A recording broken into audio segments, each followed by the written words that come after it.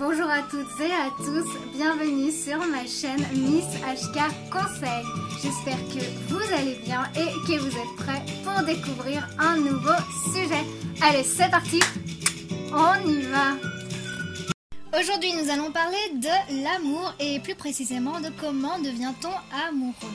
Alors effectivement, qu'est-ce qui nous attire chez quelqu'un? On ne connaît pas du tout la personne assise de l'autre côté de la pièce et pourtant elle nous intéresse. Les autres autour paraissent tellement fades, sans raison évidente. Alors c'est souvent un regard particulier, la forme d'une bouche, un certain sens de l'humour ou rien de tout ça, juste quelque chose dans l'air. Nous avons tous aussi nos types préférés, l'allure sportive, l'intello lunettes, le bon vivant, le genre chic ou le style paysan. Certains nous attirent, d'autres pas du tout. Pourquoi cela? Alors cette question préoccupe très sérieusement les chercheurs qui trouvent que nos choix n'ont rien d'innocent et ne doivent rien au hasard. La beauté, l'apparence physique, les expressions, les plaisanteries, la conversation et même les odeurs sont des messages sur la viabilité de notre corps et donc sur sa désirabilité pour former un couple. Alors effectivement, qu'est-ce qui détermine notre esthétique du corps? Pourquoi trouve-t-on certains corps et certains visages beaux? D'où viennent nos critères de beauté, sinon de l'intérêt des renseignements qu'ils fournissent sur la qualité d'un partenaire potentiel? Aurait-on appris au fil des générations à associer un aspect physique avec des avantages pour nous ou nos futurs rejetons? Avantages immédiats liés à la qualité des ressources apportées ou avantages plus lointains relatifs à la qualité des gènes transmis à l'enfant et assurant sa survie? On a soumis cette hypothèse à l'épreuve et on a pu constater que l'appréciation des aspects physiques de nos partenaires potentiels était directement corrélée à leur valeur dans la production et l'éducation d'un enfant. On ne peut pas parler d'amour sans parler de coup de foudre.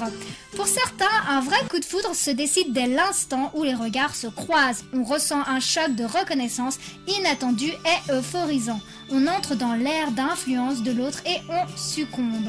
L'existence de ce phénomène, qui n'est certes pas vécu par tout le monde, mais par un nombre suffisant de personnes pour qu'on le prenne au sérieux, est un des comportements humains qui ressemble le plus à un phénomène d'origine phéromonale.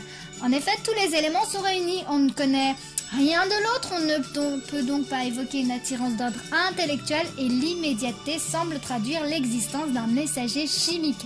Le résultat émotionnel est rapide et très fort, correspondant à ce que l'on sait de l'influence des phéromones sur les voies nerveuses qui atteignent directement les zones du cerveau responsables du comportement sexuel et des émotions. Alors même si le système voméronasal ne semble pas fonctionnel chez l'homme, gageons qu'il existe des messagers chimiques semblables aux phéromones qui sont reconnus par le système olfactif. Alors c'est sûrement ce mécanisme qui explique la légende selon laquelle pour chacun d'entre nous, quelqu'un nous attend quelque part. En réalité, personne nous attend, ce sont seulement ces phéromones qui nous attendent. Alors d'une manière statistique, le coup de foudre quasi instantané est relativement rare. En réalité, on tombe plus souvent amoureux après un certain laps de temps consacré à faire connaissance. Dans ce cas de figure, on évoque alors plutôt l'influence de facteurs dits cognitifs tels que l'intelligence, le sens de l'humour, la connaissance du train de vie et des goûts de l'autre, ses traits de personnalité, etc. Alors il n'y a pas de règle écrite, mais logiquement, le temps nécessaire pour faire le tour de la question ne doit pas dépasser un mois. Et si la magie ne prend pas au cours de ces premières semaines, elle ne prendra jamais. C'est-à-dire qu'à la fin d'un mois et un seul mois, notre cerveau est en effet en possession de toutes les informations nécessaires pour déclencher le processus. C'est-à-dire qu'il n'y aura pas d'autre processus après. Le cerveau a besoin seulement d'un mois et d'un seul mois pour savoir s'il tombera amoureux ou pas, s'il déclenchera le processus ou pas. Donc ça sert à rien de rester trop longtemps avec une personne, 3 mois, 6 mois, 1 an ou 3 ans avec une personne en pensant, en espérant que l'amour viendra. Si au bout d'un mois vous n'êtes pas amoureux, ça ne viendra jamais. Parce que c'est une question de seuil, justement, on va parler de ce seuil-là. C'est comme s'il existait donc dans le cerveau un seuil qui déclencherait cette histoire d'amour. Un seuil qui dépendrait en premier lieu de l'influence, donc on a parlé l'influence dite primitive, plutôt biologique, de messages chimiques renseignant sur la constitution génétique de l'autre et qui serait en second lieu lié à l'influence cognitive, c'est-à-dire à ce qu'on peut apprendre sur la vie de l'autre et sa façon d'être. Pour le dire d'une autre manière, en fait, moins on réagirait aux stimuli chimiques de l'autre et plus il faudrait alors de stimulation cognitive pour remplacer, pour compenser ce manque-là biologique.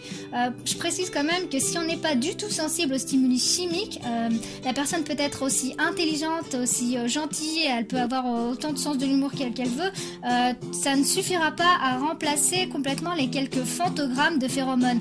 C'est-à-dire qu'on pourra peut-être devenir devenir amis, mais pas amoureux.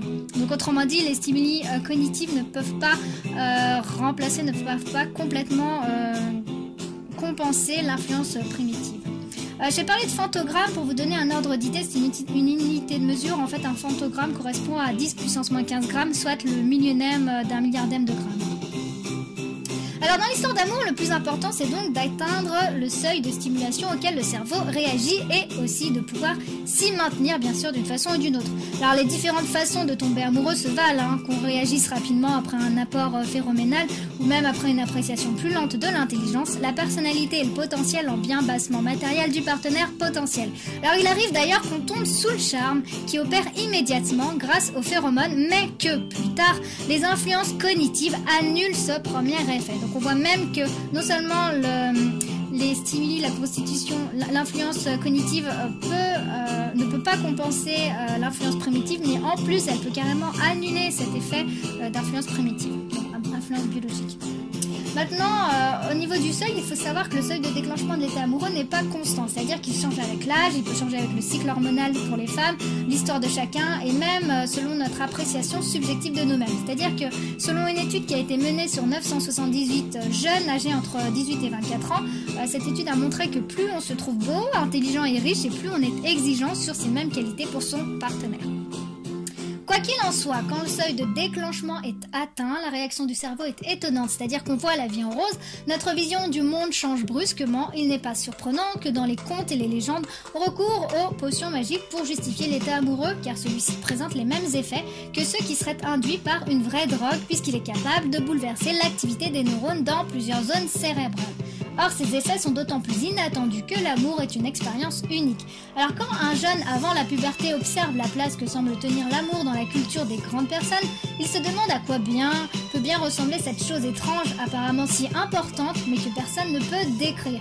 Il en vient inévitablement à se demander comment il fera pour savoir s'il est tombé amoureux et à quoi il le reconnaîtra. Alors évidemment, on trouvera une description des symptômes présentés dans les romans, le théâtre, mais tant qu'on ne les a pas éprouvés, tant qu'on reste vierge de l'expérience de l'amour, on ne peut pas imaginer à quel point le cerveau amoureux change d'activité et à quel point on devient quelqu'un d'autre quand on est amoureux.